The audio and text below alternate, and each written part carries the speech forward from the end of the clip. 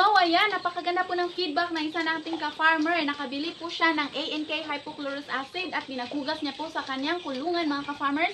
At nag-feedback po siya na okay na daw po, nawala na yung baho. Ayan, mga ka-farmers, ANK hypochlorous acid, very helpful po ito para sa ating magbababoy. Ito po ay ihuhugas natin through spray or by tabo, mga ka-farmers, para mawala po ang baho ng ating mga babuyan.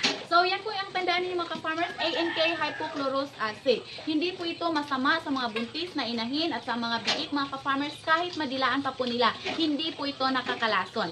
Normal lang po na meron siyang amoy na parang chlorine, pero okay lang po yan, mga ka-farmers, dahil organic po ang hypochlorous acid. So, yung amoy na yan po ang mag-neutralize sa amoy ng ammonia na siyang cause na mabaw ang ating babuyan, mga ka-farmers. So, wag po kayong mag-alala kung may amoy chlorine. Kapag naghuhugas kayo ng ANK hypochlorous acid, hindi nyo na po kailangan pa itong banlawan. Ito na lang po, mga ka-farmers, huwag na kayong gumamit ng sabon dahil kapag gumagamit po kayo ng sabon, mawawala po ang epekto ng formula nito. So, yan po ang tandaan ninyo para mawala ang baho na inyong mga babuyan.